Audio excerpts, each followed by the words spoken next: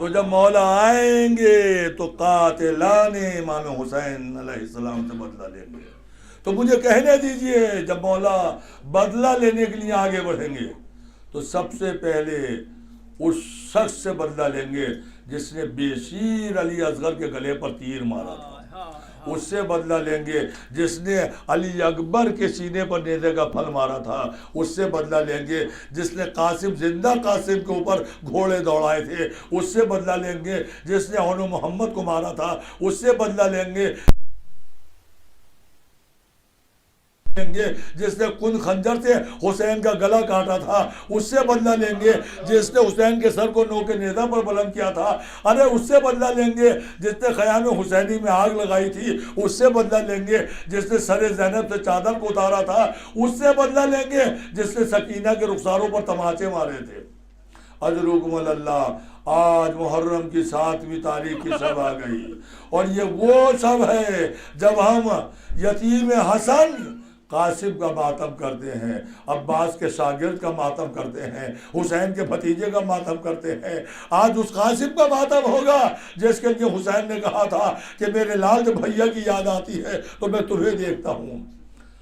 شب عاشور جب حسین نے محضر شہادت پیش کیا اور شہزادے کا نام نہیں آیا تو شہزادے نے تڑپ کے پوچھا تھا, اے چچا جان کیا میرا نام محضر شہادت میں نہیں ہے؟ تو امام نے پوچھا تھا پلٹ کے ایک سوال کہ بیٹا یہ تو بتاؤ تم موت کو کیسا سمجھتے ہو؟ جناب قاسم نے کہا تھا کہ چچا جان میں موت کو شہد سے زیادہ شیریں سمجھتا ہوں. اتنا معقول جواب سن کر حسین نے کلیجے سے لگا لیا اور رونے لگے اور رو کے کہے میرے لال محضر شہادت میں تمہارا نام بھی ہے اور محضر شہادت میں تمہارے بھیا علی اصغر کا نام بھی ہے. اپنا نام سنا تو قاسم خوش ہونے لگے, لیکن جیسے ہی حسین نے کہا کہ تمہارا بھیا علی اصغر بھی شہید ہو جائے گا تو جناب قاسم کو جلال آ گیا. حیدر کرار کا پوتا تھا, ایک مرتبہ اپنی ناسینوں کو چڑھانے لگا, غصے میں کہا چچا جان, ارے چچا جان کیا ظالم ہمارے خیموں میں گھس جائیں گے؟ امام نے کہا نہیں میرے لال, میں علی اصغر کو لے کر ایک بلندی پر جاؤں گا, اس کے لیے پانی طلب کروں گا, پانی تو نہ ملے گا, ہرملا کا سے شعبہ تیر ہوگا, سن چلاتا ہوا آئے گا اور تمہارے بھیا کے گلے پر لگ جائے گا جس سے تمہارا بھیا شہید ہو جائے گا. اجرکم اللہ. شب عاشور گزری, عاشور کا دن آیا, بازار شہادت گرم ہوا. حسین نے کبھی حبیب کا جنازہ اٹھایا, کبھی مسلم کی لاش اٹھائی, کبھی جون کی میت کو اٹھایا, خیمے تک ایک ایک کی لاش اٹھا کے لاتے رہے اور ہر دم آگے کھڑے ہو جاتے تھے. چچا جان مجھ سے نہیں رہا جاتا, اب مجھے مرنے کی اجازت دے دیجئے. اور حسین یہ کہہ کے واپس کر دیتے تھے, ارے میرے لال تجھے مرنے کی اجازت کیسے دے دوں, تو میرے بھیا کی نشانی ہے. ارے قاسم جب بھیا کی یاد آتی ہے میں تمہیں بلا کے دیکھ لیتا ہوں. نہیں ہے میرے دل میں اتنی طاقت نہیں ہے کہ تجھ جیسے بھتیجوں کو مرنے کے لیے بھیج دوں. ادھر سے ماں اصرار کر رہی تھی, فرما بار بار کر رہی تھی, ارے میرے لال پھر جاؤ چچا کے پاس, پھر جاؤ چچا کے پاس. اگر تم سے پہلے علی اکبر چلے گئے تو میں تمہاری دادی فاطمہ زہرا کو منہ دکھانے کے قابل نہ رہوں, میں شرمندہ ہو جاؤں گی.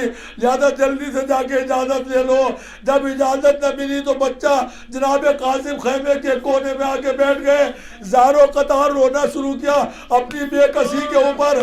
مگر یاد آیا کہ بابا نے آخری وقت میں ایک تعویذ بازو پر باندھا تھا اور کہا تھا میرے لال جب دنیا میں سب سے سخت بات تمہارے سامنے آئے تو اس تعویذ کو کھول لینا, تمہاری مشکل کا حل اس میں لکھا ہوا ہے. قاسم نے سوچا اس سے بڑا سخت وقت اور کون ہوگا, جلدی سے تعویذ کو کھولا. 2 خط نکلے, ایک قاسم کے نام ایک امام کے نام.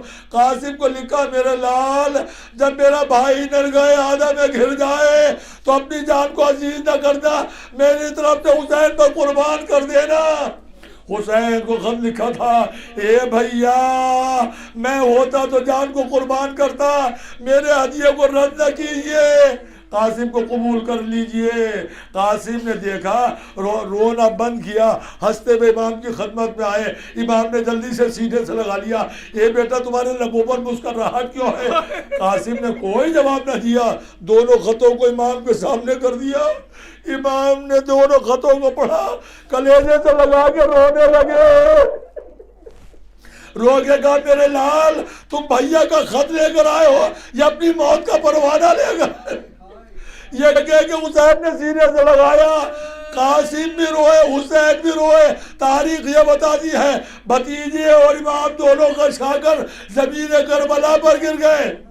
عباس نے آنے کے بعد دونوں کو اٹھایا، حسین نے اپنے ہاتھوں سے قاسم کو سجایا، علی اکبر اور عباس نے آگے بڑھ کر قاسم کو گھوڑے پر سوار کیا۔ ارے اتنا چھوٹا تھا قاسم کہ رکابوں میں پیر نہ آ سکے، عباس نے رکابیں توڑ کر رکابوں کو چھوٹا کر دیا۔ اب علی قاسم ماں کو آخری سلام کر کے خیمے کے در سے پلٹے، آواز دی چچا جان آخری سلام۔ امام نے آگے بڑھ کر پھر پیشانی کو بوسہ دیا اور کہا میرے لال خدا حافظ۔ اب قاسم کی سواری مقتل کی طرف چلی مگر حسین بے چین خیمے کے در پر ٹہل رہے ہیں۔ قاسم نے جا کے حملہ کیا، میں حیدر کرار کا پوتا قاسم ہوں، میں حسن کا یتیم قاسم ہوں، میں حسین کا بھتیجا قاسم ہوں، میں عباس کا شاگرد قاسم ہوں۔